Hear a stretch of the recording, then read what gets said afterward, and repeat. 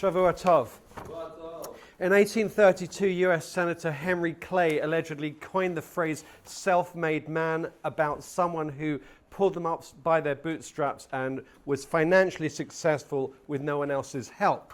And then in 1859, the US abolitionist Frederick Douglass gave a lecture, Self-Made Men, saying that actually no one does it all by themselves. It all comes from education, opportunity, and community support. The Torah says, balderdash, there's no such thing as a self-made man. It all comes from Hashem.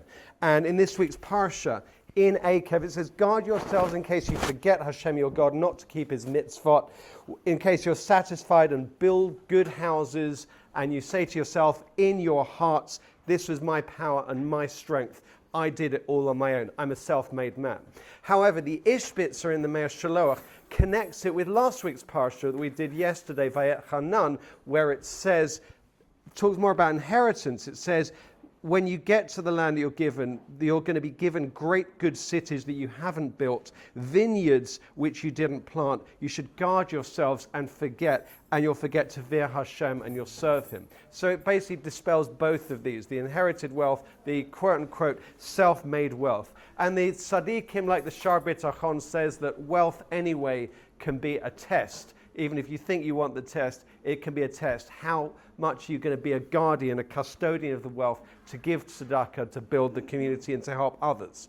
So if we have the idea that Torah is happening right now and thinking that actually as the wealth is coming to you or not, however the opportunities are coming, that it's not about who's living in number 10 Downing Street, whether it's 10 of the north or number 10 of the south or whoever's the chancellor. It's not about the oil flow through the Strait of Hormuz.